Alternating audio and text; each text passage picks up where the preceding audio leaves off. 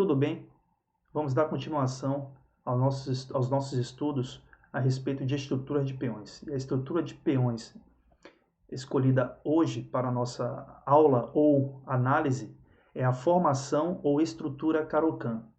Esta formação ou estrutura não surgirá apenas na defesa Caro-Kann, vocês também poderão encontrá-la na defesa escandinava, na defesa francesa, na defesa eslava e na defesa índia da dama.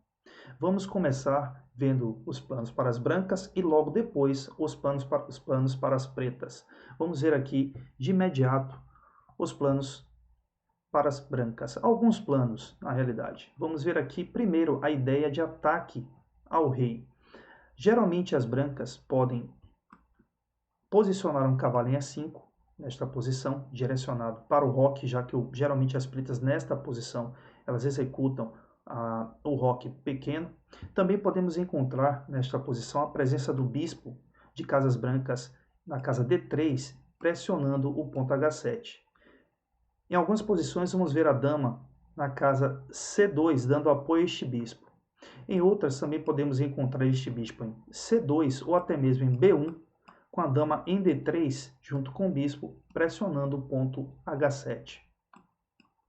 Levando em consideração as estruturas, já temos aqui para as brancas a possibilidade de ganho de espaço com C3, C4.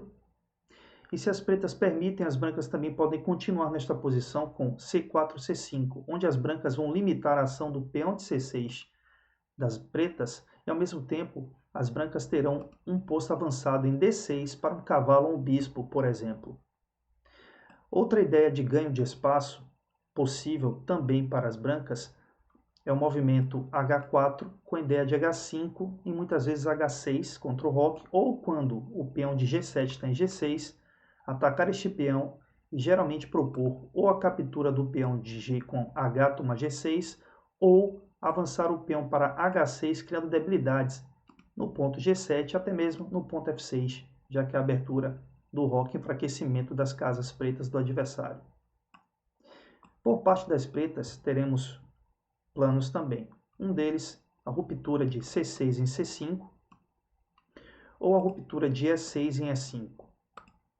Também teremos, caso as brancas joguem, por exemplo, aqui C3, C4, observem que o peão de D4 agora não tem a defesa mais do peão, então as pretas podem iniciar um ataque contra ele com torres sendo dobradas na coluna entre D8 e D7.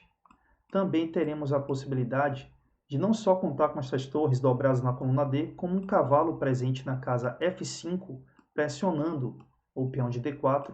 Assim também podemos encontrar um bispo em F6, pressionando também este peão em D4.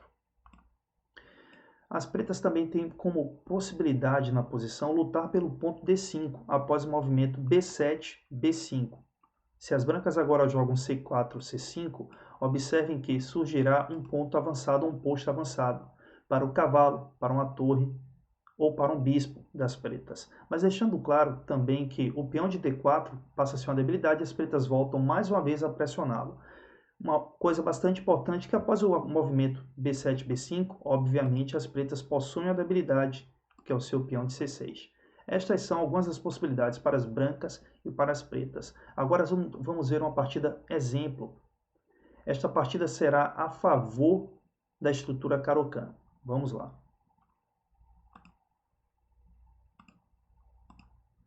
A partida que será analisada, ela foi jogada por dois mestres, Evseev com as brancas, e com as pretas nós temos a lenda ucraniana Salomon Flor ou Salo Flor. Essa partida foi jogada em 1949.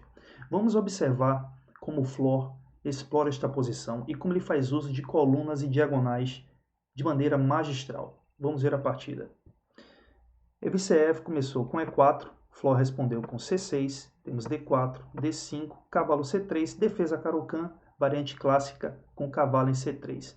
As pretas respondem com D toma E4, cavalo captura E4.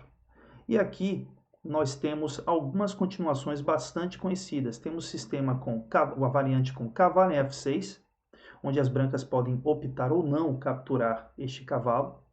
E as pretas, após a captura, têm duas formas de recuperação do cavalo, com G captura F6 ou E captura F6. Nós temos também o clássico movimento bispo em F5, onde as pretas pressionam o cavalo de E4 e, ao mesmo tempo, liberam seu bispo, sem antes jogar E6. Mas aqui as pretas optaram, ou Flor optou por cavalo D7, um outro sistema. Cavalo F3 foi jogado pelo seu adversário, cavalo de F6, cavalo G3, evitando trocas e mantendo, digamos que, as pretas com menos espaço. Bispo em E6, perdão, bispo em D3, bispo em E7, roque, roque, dama E2, lance típico, padrão nesta posição. C5, observem que já temos a resposta preta imediata ao centro quando nos ataques em C5. C3 e alcançamos a nossa estrutura vista anteriormente. B6, com o intuito de jogar bispo em B7, aproveitando esta excelente diagonal. Cavalo E5 foi jogado por Aviciev. Outra possibilidade teria sido torre D1, atacando indiretamente a dama, um lance também muito comum neste tipo de posição. Mas Aviciev optou por cavalo E5, tentando de uma certa forma já começar a pressão sobre o ponto C6 de seu adversário. Bispo em B7 foi a resposta de Flor. F4. Observem também que ele agora fixou o seu cavalo no centro e ao mesmo tempo ameaça jogar também nesta posição, um lance também típico como F5. Vamos ver como o Flor vai se defender. Flor responde com CD4, definindo o centro. CD4, cavalo captura E5. Primeiro lance interessante, D captura E5. Observem agora que o posicionamento das peças pretas é muito interessante. Nós temos o bispo de B7 pressionando a diagonal A8, H1. E o bispo agora de E7 pode chegar até C5 nesta partida. E o mais importante, a casa D4 também pode ficar à disposição da dama preta. Nesta posição, observem que o peão de E5 está atacando o cavalo de Flor, que está em F6. Flor tem uma casa muito boa para chegar com seu cavalo, que é a casa D5. E também teria a opção de chegar a D7 ou até mesmo E8. Mas neste caso, Flor opta por jogar um sacrifício de peão e responde com cavalo G4. Um tanto estranho, né? Nós temos aqui, por exemplo, a continuação dama captura G4, mas aí teríamos para as pretas dama captura D3, com tudo igual nesta posição. Obviamente, Evseev ficou tentado em ganhar o peão e jogou o lance bispo captura H7 cheque. Flor respondeu com rei captura H7 e agora temos dama captura G4. As brancas possuem um peão a mais, mas as pretas têm bastante compensação nesta posição. Observem agora como o Flor vai explorar colunas e diagonais nessa partida.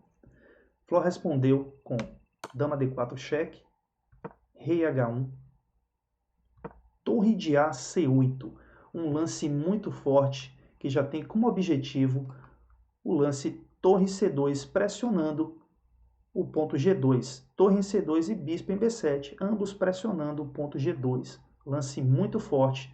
Evseev respondeu com o otimista cavalo H5, pressionando com cavalo e dama o ponto G7.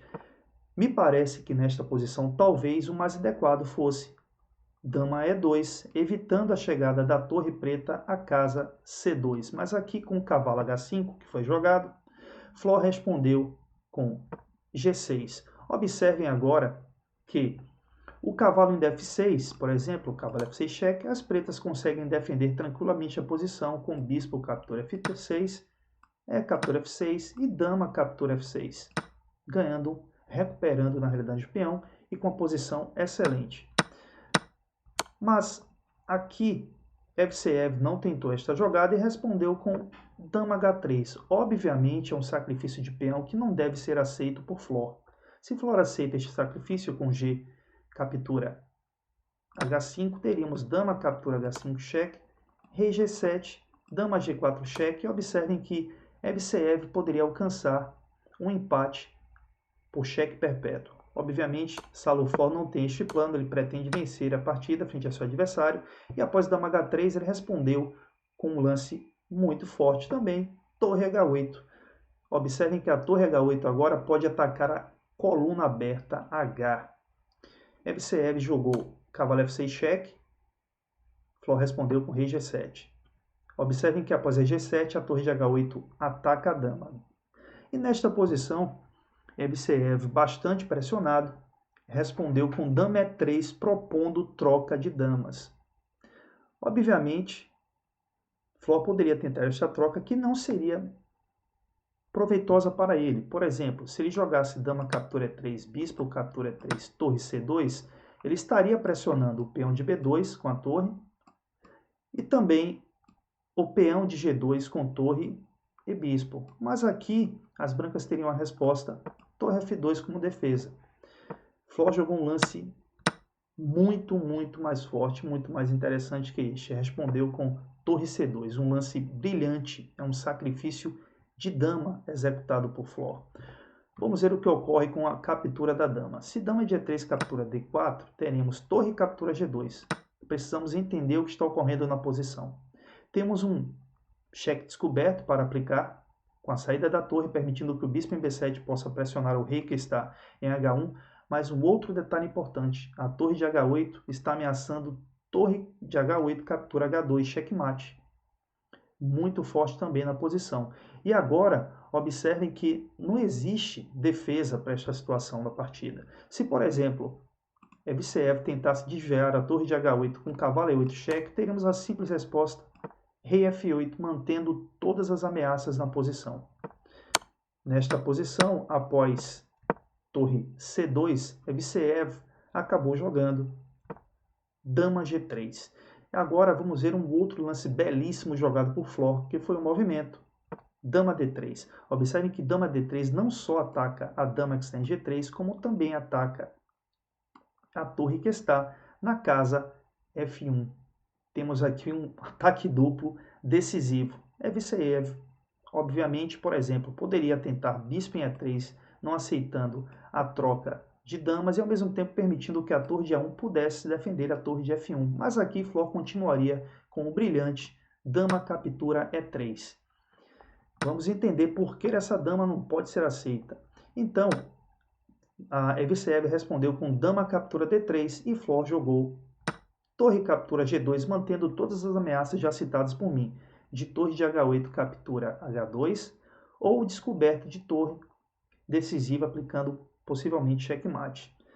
Aqui, Evseev jogou cavalo G4, na esperança de torre captura G4, cheque descoberto de bispo, torre F3, e obviamente não teríamos um mate por parte do Flor, mas Flor já tinha calculado muito bem a posição e após cavalo G4 ele simplesmente responde com torre de G2, cheque duplo. E obviamente se agora rei G1, temos torre G2, cheque mate. Realmente uma partida belíssima, não é? Flor era um gênio do xadrez e é, sem sombra de dúvidas, um dos maiores nomes também da história desse jogo. Vamos voltar um pouco à posição. Talvez vocês tenham se perguntado, por exemplo, após o lance dama E3, a possibilidade de torre G1. Aparentemente, torre G1 está defendendo a posição e mantendo a possibilidade de troca de damas. Ao me deparar com essa posição, eu pensei nessa possibilidade, mas obviamente Flor tinha uma carta também, aqui bem escondida na manga, que era o lance bispo C5. Observem este lance. Se as brancas tentam agora dama captura D4, teremos bispo captura D4, atacando a torre que está em G1. Ou seja, se ela se deslocar, teremos a queda do peão de G2. Ou seja, Flor estava preparado para todas as continuações de seu adversário. Uma finalização belíssima, uma das partidas mais belas que eu já vi no xadrez. Espero que vocês tenham gostado dela. Na parte 2 do nosso estudo ou aula, vamos ver como jogar contra esta estrutura Caro-Kann. Também vamos ver uma partida bastante interessante. Espero encontrar vocês, espero que vocês tenham gostado dessa primeira parte do nosso vídeo. Se gostaram, deixem seus comentários e se quiserem, seus likes. Até a próxima.